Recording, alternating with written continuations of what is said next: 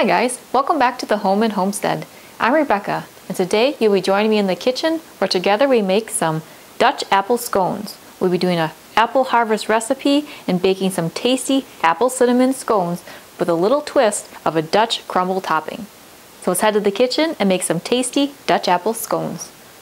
So first what we need to do for preparing our Dutch apple scones is to prepare our apples. So I have two nice size Honeycrisp apples. You can use whatever variety apple you would like. And you can either peel, core, and dice your apple, or you could use what I'm using today, which is a peeler, core, and slicer machine here. So I'll just press this lever and pull this back. I'll add my apple. Just start rotating. Let me adjust this peeler. There's a little wing nut on the side here where you can adjust the tension for the peeler part. That'll just depend on the size of your apple.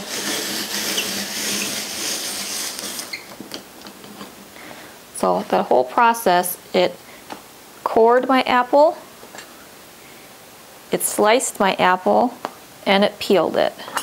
Now I left a little bit of the peel just because I hadn't adjusted the tension on the peeler part yet, so I'll just use my hand peeler and get the rest of it off. It's really a handy contraption, especially if you're processing a lot of apples.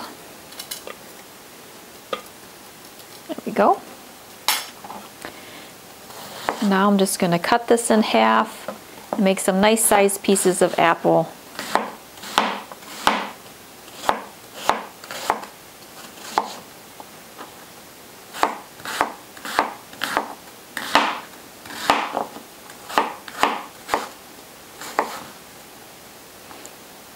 I have a bowl of water with lemon juice here. That'll just help prevent the apple from browning before we're able to put it into our scone dough later. You could also use, Ball makes a produce protect, as well as other manufacturers do. And that just does the same thing as a bowl of lemon juice and water does, prevents the browning of your fruit. Now let's get the second apple here. So I'll press this lever and pull it back. I'm going to adjust this tension ahead of time here.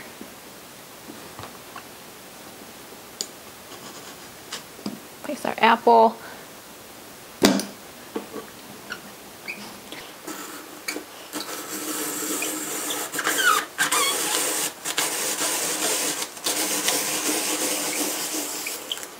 There we go.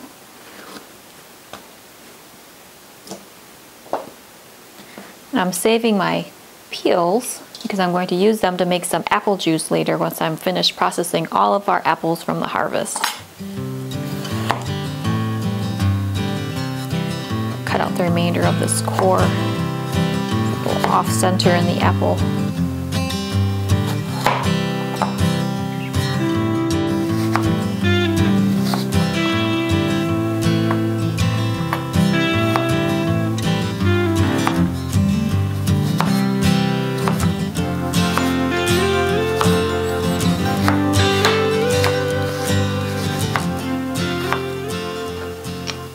There we go. We have two nice sized apples that have been peeled, cored, and sliced. Now let's move on to making our scone dough. So now let's work on making our Dutch apple scone dough. So in this large mixing bowl I have 4 cups of flour. It's an all-purpose flour. To that I'm going to add 4 teaspoons of baking powder.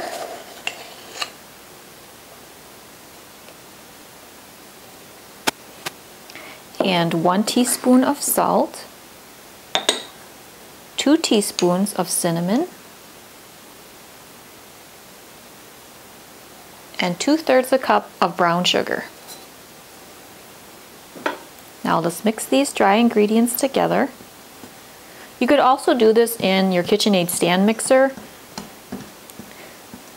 with your paddle attachment or flex edge paddle attachment. You could also mix and create this dough in a food processor. Next we'll add 1 cup or 2 sticks of coarsely chopped butter, and this is a nice cold butter. So it's either fresh out of the refrigerator or even the freezer. And a nice cold butter will give you a flaky crumble to whatever you're making. I'll use my pastry cutter here. I'm just going to cut the butter into our dry ingredients until they're a nice small size, much like a pea size portions of butter. If you're using your food processor or KitchenAid mixer, you would just pulse it or mix it until you get pea-sized pieces of butter as well.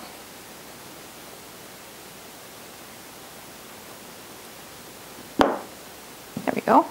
Now let's add some wet ingredients. So first we will add 1 cup of buttermilk. And if you don't have buttermilk, you can take 1 cup of milk, add 1 tablespoon of white vinegar, mix it together and let it sit for about 10 minutes. And that'll make buttermilk in a pinch. 2 eggs.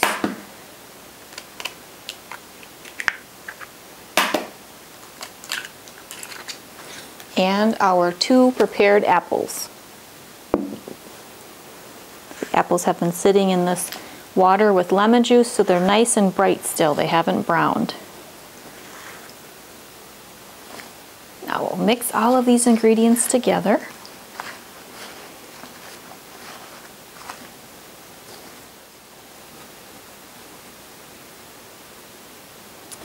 All right.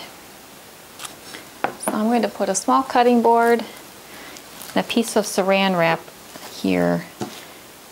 And I'll dump our batter onto the saran wrap or the cling wrap.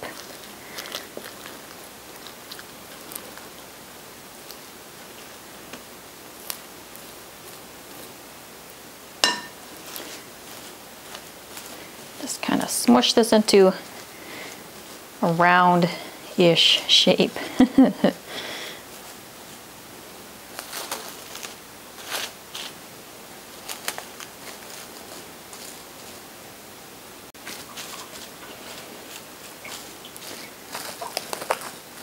Now what we're going to do is place this into the refrigerator for about 20 minutes to a half hour. That'll help let this set a little bit, give it a little more structure. Now while the apple scone batter is setting up and coming together a little bit in the refrigerator for about 20 minutes to a half hour, that's usually when I like to tidy up the kitchen, preheat the oven to 400 degrees, and then I prepare our Dutch topping. So in this bowl I have a half cup of flour and a half cup of brown sugar. To this I'm going to add a 1/4 cup or a half stick of butter that I've melted. Then we'll just mix this together. There we go. We have our little crumble topping. So we'll set this off to the side. I'll take our scone batter out of the refrigerator. What I like to do is sprinkle a little bit of flour over all of it.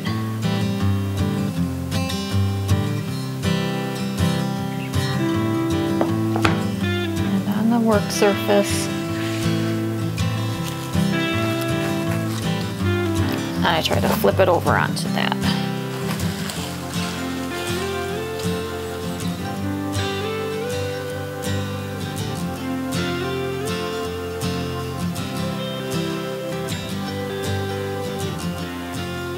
This really is a very moist scone batter.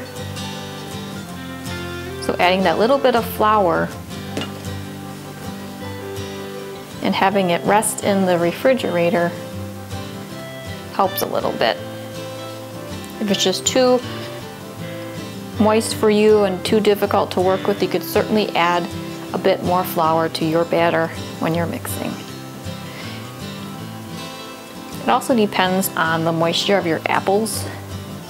If you use a little bit of a smaller apple and they're just not as juicy, then you probably won't have as much of a moisture issue for your scone batter. So I'm just kind of pressing this out to about 1 inch thick.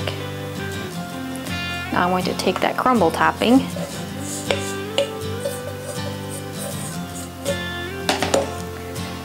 break it up and spread it over the top here.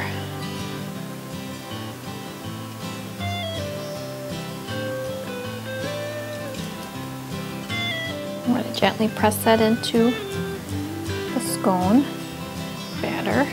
Now we'll let this sit for a bit and I'll get this cut to the size and shape scones that I'd like to make today. So now what I'm going to do is create our scones. So you can cut this kind of like a large pizza and make nice big scones. I'm going to make some smaller ones. I'm just trying to figure out what size I'd like to do and how I'd like to make them. I think I'm going to go across and just make various sized triangles. I'll take my spatula and place them onto a baking pan.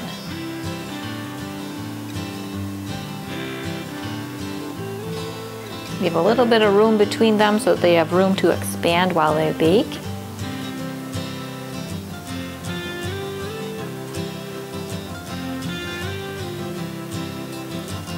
I have a little bit of bigger ones and I have some smaller ones.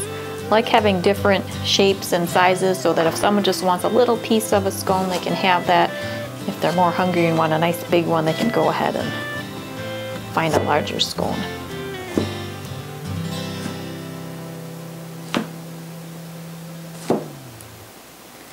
You could also keep the batter in a bowl and then make what's called drop scones. So take a scooper and scoop it onto the baking pan and then just sprinkle a little bit of the Dutch topping onto each of the scoop shaped scones that you create.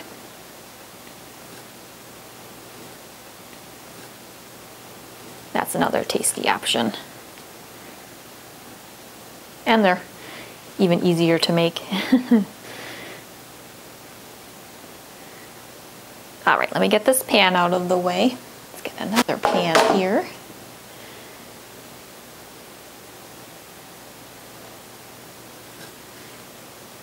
I really enjoy scones for breakfast or brunch, and they're a really nice little snack with a warm beverage. So some hot apple cider or some hot tea or coffee and a freshly made scone is just so delicious, especially during the fall or cooler months of the year.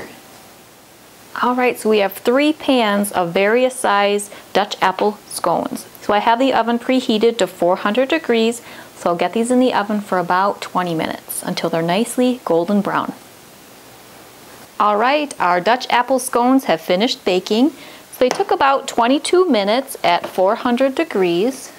So I'll place them on these cooling racks here.